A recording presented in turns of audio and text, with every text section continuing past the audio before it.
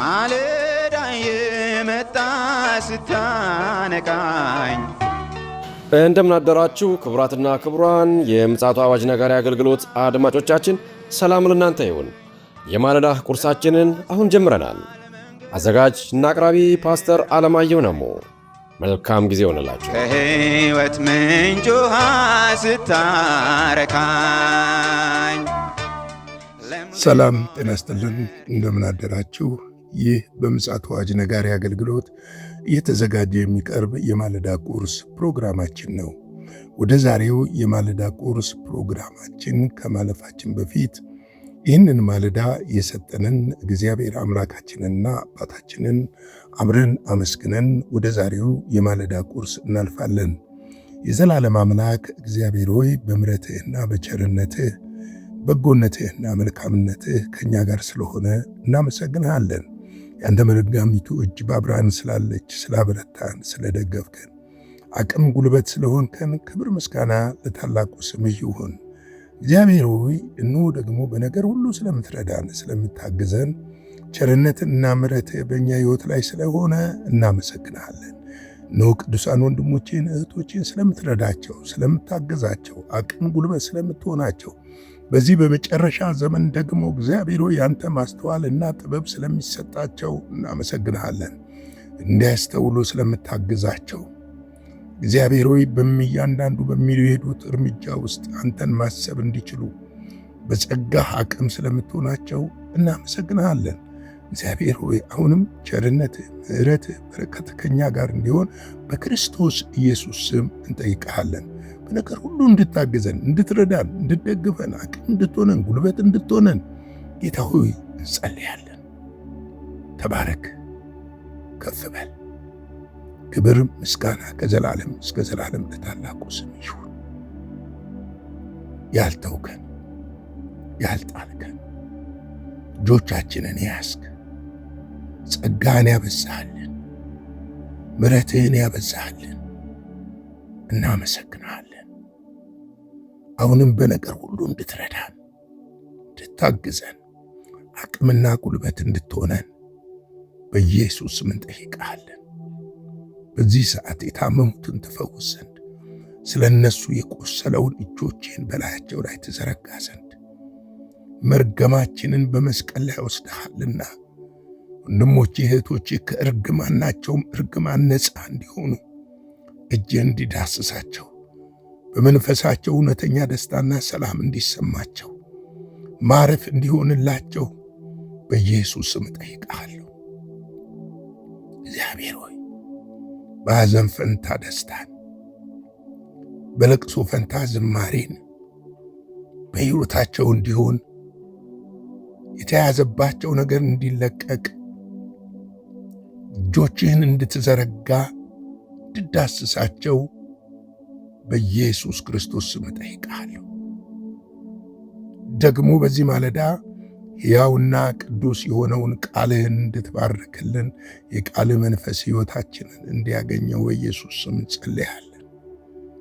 ጌታ እግዚአብሔር ሆይ ቃልህ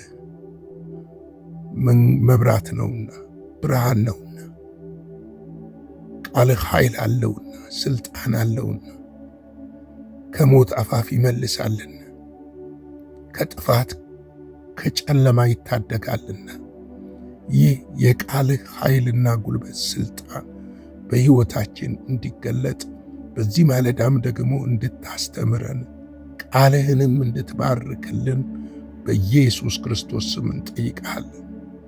ሁሉ ለስምህ ክብር ይሁን፣ በኢየሱስ ጌታ ስም አሜን። እንግዲህ እየተመለከትን ያለነው የኤፌሶን መጽሐፍ ምዕራፍ 5 ነው። በትናንትናው ዕለት 17-18ን ተመልክተን ነበረ።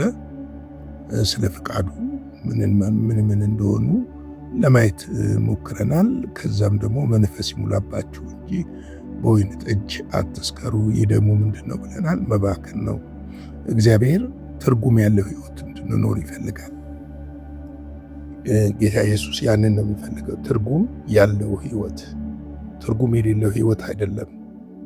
ሕይወታችን ትርጉም እንዲኖረው ይፈልጋል። እኛም ትርጉም ያለው ሕይወት እንድንኖር ይፈልጋል። ስለዚህ ሕይወታችን እንዲባክን አይደለም። መንፈስ ቅዱስ የተሰጠን የሕይወታችንን አቅጣጫና መስመር ለማስተካከል እንደሆነ ልናውቅ ያስፈልጋል። ምክንያቱም መንፈስ ቅዱስ ወደ እውነት ሁሉ የሚመራን ነው። ሕይወትን የሚያካፍለን ነው። የልጁን የኢየሱስ ክርስቶስን ሐሳብና አጀንዳ እቅድ በእኛ ሕይወት ሊፈጸም ያለውን የእሱን ፍቃድ በማስተዋል እንድንመለከትና እንድንረዳ ፍቃዱንም በማወቅ በሕይወታችን እንዲተገበር ለማድረግ ለኛ የተሰጠን መንፈስ ነው። ስለዚህ ነው በዚህ መንፈስ ውስጥ ሆነን በትክክል መራመድ እንዳለብን፣ ጊዜያችን መባከን እንደሌለበት የምንናገረው። ምክንያቱም በወይን ጠጅ መስከር መባከን ነው። በወይን ጠጅ መስከር በትናንትናው ምለት ብየዋል። ሊትራል ወይን ስለመጠጣት አይደለም እየተናገረ ያለው። ጊዜያችንን እንደ ወይን ጠጅ የሚያባክኑ ብዙ ነገሮች አሉ። አልባሌ ቦታ የሚያውሉም ብዙ ነገሮች አሉ። የተወደደ ጊዜ ነው የሰጠን። የተባረከ ቀን ነው የሰጠን። እያንዳንዷ ቀናችንን እና ጊዜያችንን በአግባብ በስርዓት ልንጠቀምበት ያስፈልጋል። ለዚህም ደግሞ መንፈስ ቅዱስ በሕይወታችን ውስጥ የሚሰጠንን ምሪት ማስተዋል መቻል አለብን። ለዚህ ነው ከትናንት ወዲያ ስንመለከት የእግዚአብሔር ፍቃድ ምንድን ነው ፍቃዱ ብለን ተመልክተን ነበር። ምን እንደሆነ አስተውሉ ነበር ያለን ጌታ። ስለዚህ ያንን እንድናስተውል የሚያደርገን መንፈስ ቅዱስ እንደሆነ መረዳት መቻል አለብን ብዬ አስባለሁ። ምክንያቱም መንፈስ ቅዱስን በመንፈስ ቅዱስ የምንመራ መሆን አለብን። እንደዚህ አይደል? የእግዚአብሔር ልጆች በእግዚአብሔር መንፈስ የሚመሩ ናቸው ይላል። የእግዚአብሔር ልጆችን የሚመራቸው የእግዚአብሔር መንፈስ እንጂ ሁኔታዎች አይደለም የሚመሩን። እኛ ከሁኔታዎች ጋር የምንለዋወጥ ፔንዱለሞች አይደለንም። አንዴ ወደዚህ አንዴ ወደዛ የምንረግጥም አይደለንም። እኛ የእግዚአብሔር ልጆች ነን። መስመር የተሰመረልን፣ መስመራችንን የምናውቅ፣ በመስመራችን የምንሄድ፣ ለዛም ደግሞ የመንፈስ ቅዱስ እገዛና የጸጋው እገዛ እንዳለን በመረዳትና በማወቅ መሄድ መቻል የሚገባን ሰዎች እንደሆን ልናውቅ ያስፈልጋል ብዬ አስባለሁ። እንግዲህ ለእያንዳንዳችን እግዚአብሔር አምላክ የሰጠንን ነገር አስተውለን መራመድ ምንችል ከሆነ እግዚአብሔር በምድርም በሰማይም ያለው ባርኮታችን ሙሉ ሆኖ ይቀጥላል፣ ወይም በሙላት ልንቀበለው እንችላለን ብዬ አስባለሁ። እንግዲህ ቁጥር 19 ምን ይላል? በመዝሙር በዝማሬ በመንፈሳዊ ቅኔ እርስ በራሳችሁ ተነጋገሩ፣ ለጌታ በልባችሁ ተቀኙ፣ ዘምሩ ይለናል። መዝሙር አንድ በሕይወቴ የማልወደው ነገር መዝሙር የፕሮግራም መክፈቻ፣ አንዳንድ ጊዜ ጸሎት የፕሮግራም መክፈቻ፣ መዝሙር ደግሞ የፕሮግራም ማድመቂያ ሆኖ አያለው። መዝሙር እግዚአብሔርን የምናከብርበት አንዱ መንገድ ነው። ሁሉንም ነገር እዛ ይዟል ማለት አይደለም፣ አንድ መንገድ ነው። በመንፈስ የምንዘምረው ዝማሬዎች እግዚአብሔርን ያከብሩታል።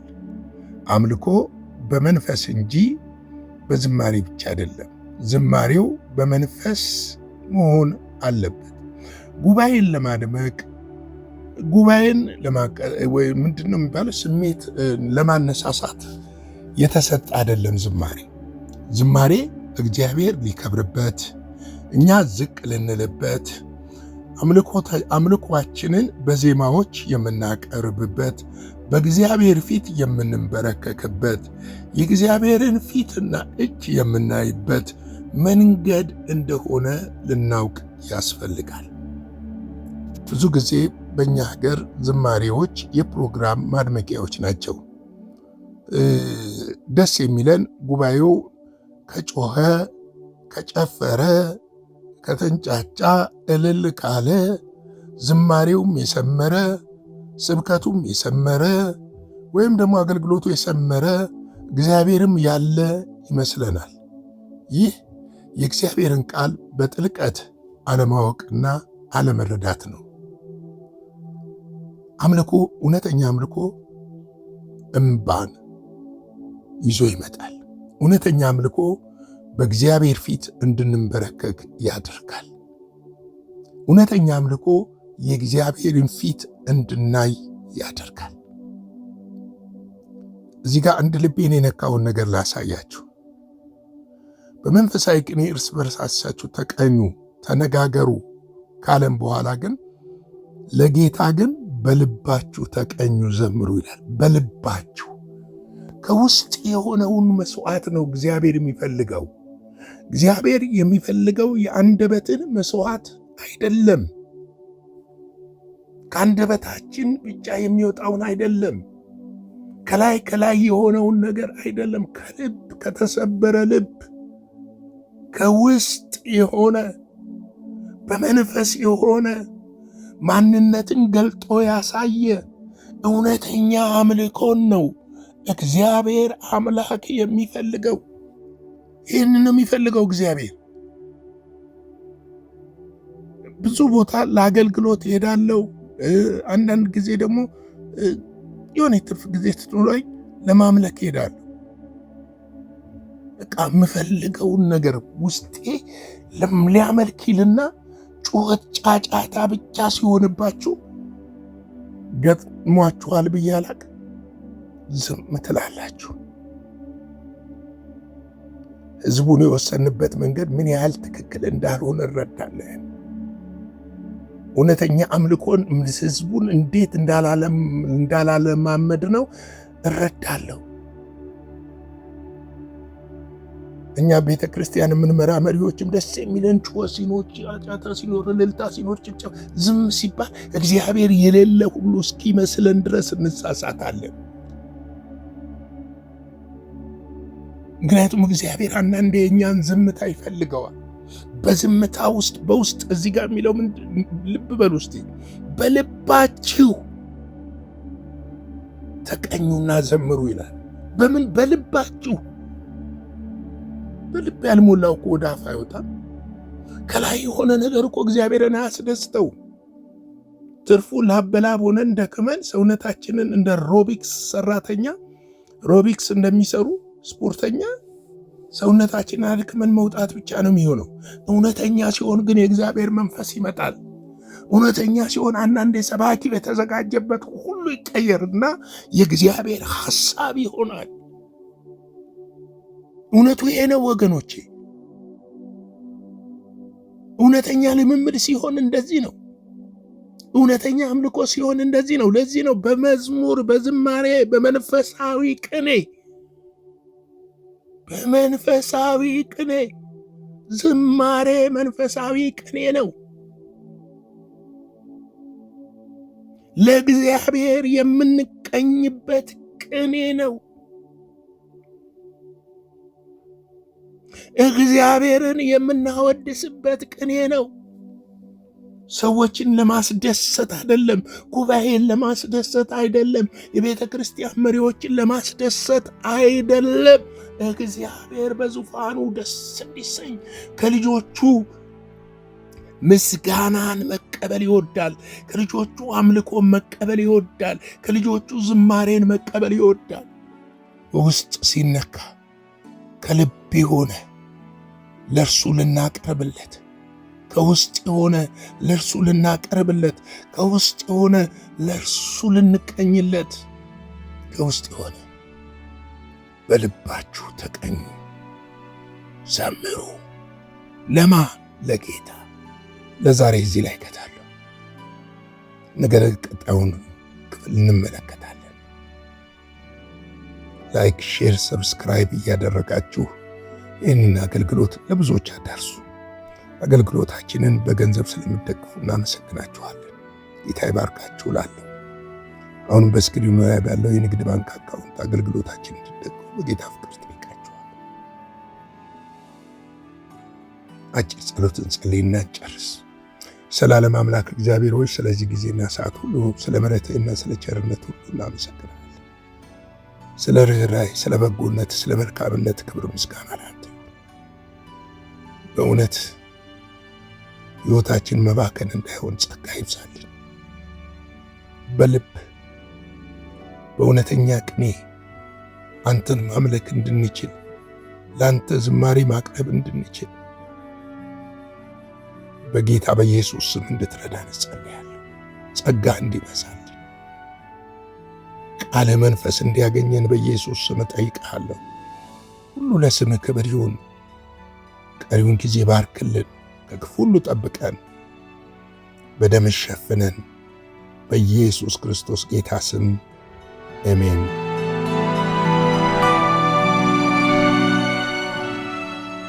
በነበረን የመልእክት ክፍለ ጊዜ እንደተባረካችሁ ተስፋ እናደርጋለን። በነገው ማለዳ በሌላ ዝግጅት እንገናኛለን። መልካም ቀን።